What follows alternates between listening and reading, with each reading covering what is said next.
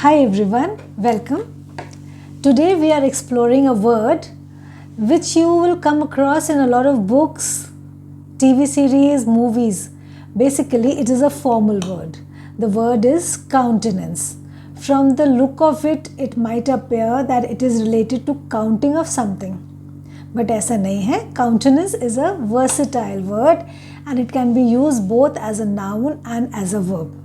And I promise you that if you start using this in your conversation and in your writings, you will come across as a more proficient speaker. Now, before diving into the meaning, let's see the pronunciation. The pronunciation is countenance. Now, as a noun, it means look, appearance, or expression.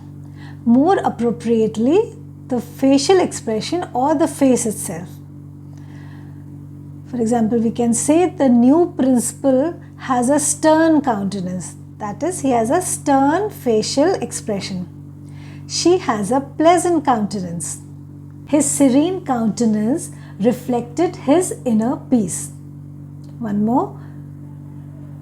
Her calm countenance did not give a clue to the turmoil within. That is, her facial expression did not reveal the turmoil that she was going through. Now, this was as a noun. Now, let us see countenance as a verb. As a verb, it means to allow, permit, approve, or sanction. The university will not countenance ragging. That means the university will not allow ragging.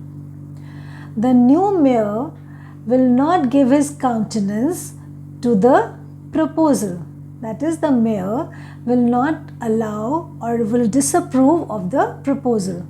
The Navy will countenance longer shore leave to all its personnel. This means the Navy will sanction or will permit longer leaves to all its personnel. Now we can use countenance in a phrase too.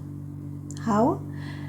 To keep one's countenance. That is, to remain composed without showing any emotion. Although I wanted to laugh, but I managed to keep my countenance. So suppose there was a situation where you wanted to laugh, but it was not appropriate, so you managed to keep your emotions to yourself.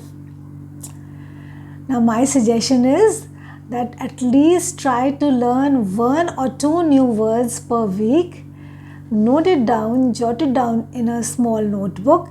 Keep referring to it often. Use it while writing on your conversations, and you will see a major shift in your speaking and in your writing skills. I am Sindhuja. I post videos on English language, grammar, communication, and vocabulary. Please like, share and subscribe and hit the bell icon so that you are notified every time I post a video. Thank you for watching. Take care. Bye-bye.